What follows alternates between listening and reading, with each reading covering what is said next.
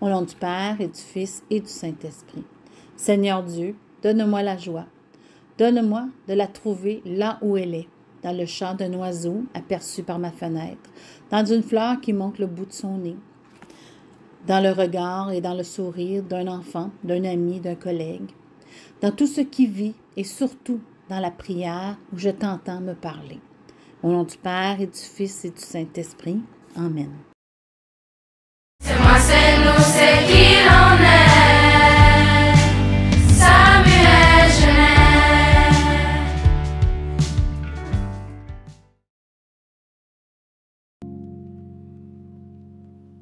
Catherine Tekakwitha, surnommée le lys des Agnés, est la première femme autochtone de l'Amérique du Nord. Elle est également la sainte patronne de l'environnement, de l'écologie, des personnes en exil et des autochtones d'Amérique. Née en avril 1656, fille d'un père Agné et d'une mère algonquine, elle devient orpheline à l'âge de 4 ans. En 1660, ses parents et son jeune frère, ainsi que la plupart des habitants de son village, sont décimés par une épidémie de variole.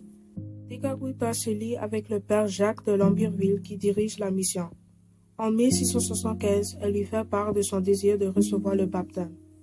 Lamberville lui enseigne le catéchisme et, à Pâques 1676, il la baptise sous le nom de Catherine. Ces derniers qui ont contribué à faire reconnaître son culte ont insisté sur le fait qu'avant même de se convertir au christianisme, elle aurait été en désaccord avec le mode de vie des Mohawks et leurs valeurs.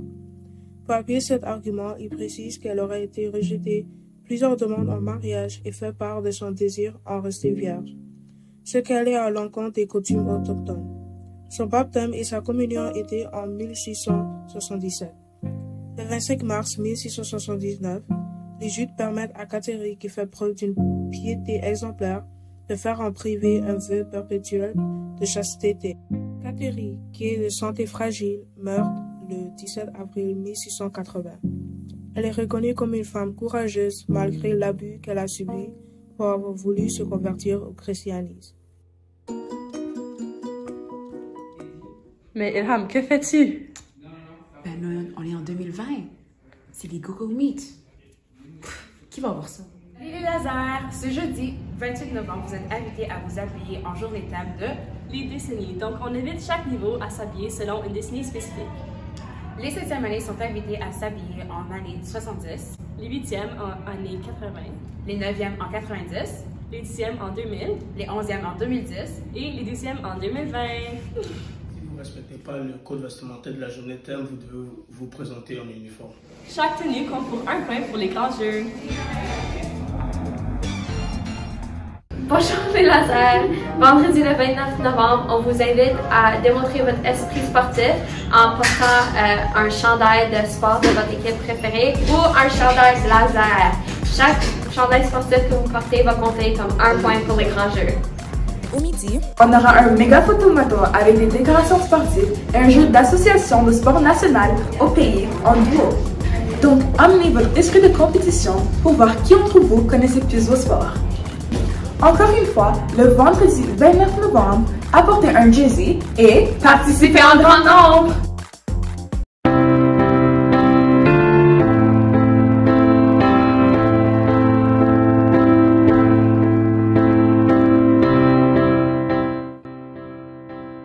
Notre projet s'appelle Palette de douceur et se fait spécifiquement pour les mères qui souffrent de dépression après avoir eu leurs enfants ou qui ont perdu leurs enfants.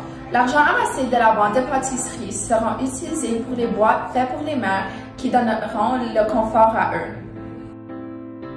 Notre projet s'appelle Boîte Souffrir car pour but de faire des boîtes personnalisées pour les enfants en logement dans la maison de Ronald McDonald.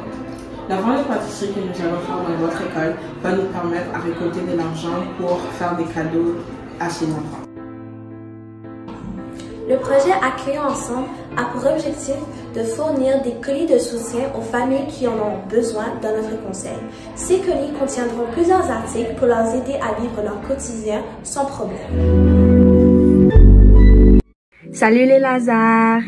Le vendredi 29 novembre, vous aurez la chance d'aider le Focus Action Sociale à supporter 3 causes. Elles ont rapport avec les mères qui souffrent du postpartum, les familles nouvellement arrivées au Canada et des cadeaux pour les enfants malades dans la maison Ronald McDonald.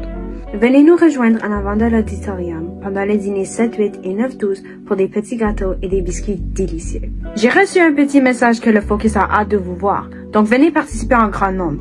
À vendredi les lasers!